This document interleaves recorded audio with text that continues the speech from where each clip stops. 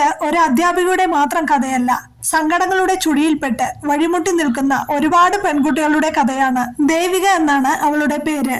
ദേവികയ്ക്ക് അന്ന് 24 വയസ്സായിരുന്നു.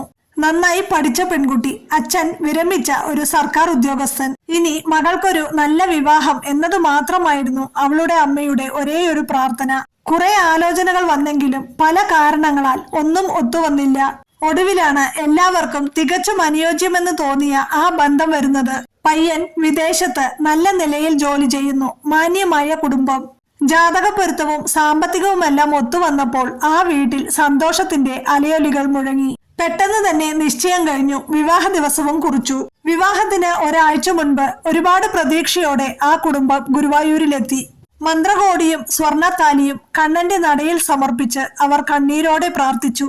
ഭക്തരുടെ തിരക്കിനിടയിലും ശ്രീകോവിലിനു മുന്നിൽ ദേവിക അല്പനേരം കണ്ണടച്ചു നിന്നു. കണ്ണ, ഓർമ്മ വെച്ച നാൾ മുതൽ ഞാൻ എന്ത് കാര്യവും നിന്നോട് പറഞ്ഞിട്ടേ ചെയ്യാറുള്ളൂ. അതുപോലെ തന്നെ ഇതും. എല്ലാം മംഗളമാകണേ കൃഷ്ണ. എന്നാൽ എന്തുകൊണ്ടോ അന്ന് ആ തിരുനടയിൽ നിന്നിട്ടും അവളുടെ മനസ്സിന് ഒരു ശാന്തിയും അനുഭവപ്പെട്ടിരുന്നില്ല. ഉള്ളിൽ വല്ലാത്തൊരു ഭയവും അങ്കലാപ്പും. വിവാഹം അടുത്തതിന്റെ പരിഭ്രമമാണോ അറിയില്ല. കുറച്ചു സമയം നാലമ്പലത്തിലെ അനന്തശായി മഹാവിഷ്ണുവിന്റെ അടുത്ത് നിന്ന് മനസ്സുരുകി പ്രാർത്ഥിച്ചു. ഭഗവാനെ, എനിക്ക് ഹിതമല്ലാത്തതൊന്നും എനിക്ക് നീ തരില്ല എന്ന് ഞാൻ ഉറച്ചു വിശ്വസിക്കുകയാണ്. എപ്പോഴും കൂടെയുണ്ടാകണേ. പുറത്തിറങ്ങിയപ്പോൾ അമ്മ ചോദിച്ചു, എന്താ മോളെ മുഖത്തൊരു സങ്കടം പോലെ? ഒന്നുമില്ലമ്മേ. അവൾ നിർബന്ധപൂർവം ചുണ്ടിലൊരു ചിരി വരുത്തി. പക്ഷേ വരാനിരിക്കുന്ന കൊടുങ്കാറ്റിന്റെ മുന്നോടിയായിരുന്നു ആ മനസ്സിന്റെ അസ്വസ്ഥത എന്ന് അവൾ അപ്പോൾ അറിഞ്ഞിരുന്നില്ല. വിവാഹത്തിന് കൃത്യം 3 ദിവസം മാത്രം ബാക്കി നിൽക്കെയാണ് ആ കരുനിഴൽ വീണത്. അപ്രതീക്ഷിതമായി വരന്റെ വീട്ടുകാരിൽ നിന്നും ആ സന്ദേശമെത്തി.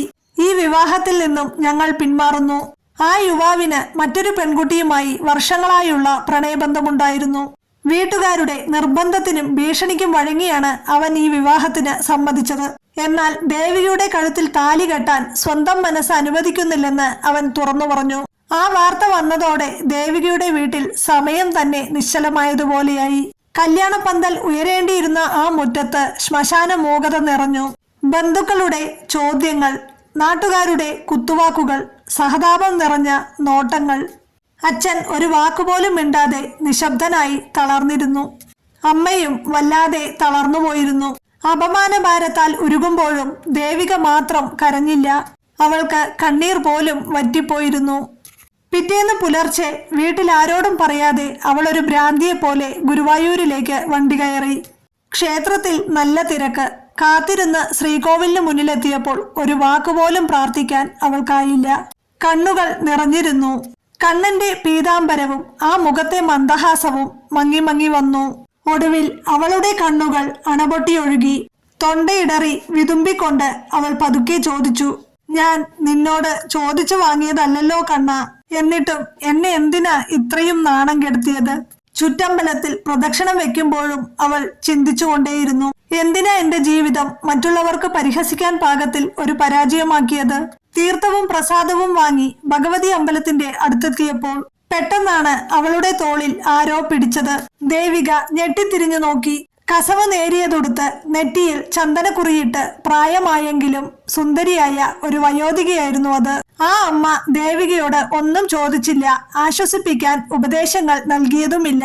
കണ്ണീരൊപ്പാൻ ഒരു ചെറിയ കർച്ചീഫ് അവളുടെ കയ്യിലേക്ക് കൊടുത്തുകൊണ്ട് ആ അമ്മ പതുക്കെ പറഞ്ഞു, മോളെ, കണ്ണൻ നമ്മുടെ കയ്യിൽ നിന്ന് പലതും എടുത്തു മാറ്റുന്നത് നമ്മളെ ശിക്ഷിക്കാനല്ല, ചിലപ്പോൾ അതിലും വലിയൊരു ദുരന്തത്തിൽ നിന്നും നമ്മളെ രക്ഷിക്കാനായിരിക്കും. അത്രയും മാത്രം പറഞ്ഞ് ആ അമ്മ ജനക്കൂട്ടത്തിലേക്ക് നടന്നു നീങ്ങി. ദേവിക കണ്ണുകൾ തുടച്ച് പെട്ടെന്ന് തിരിഞ്ഞു നോക്കിയപ്പോഴേക്കും ആ വയോധിക അവിടത്തെ ഭക്തജന സഹസ്രങ്ങൾക്കിടയിൽ എങ്ങോ മറഞ്ഞിരുന്നു.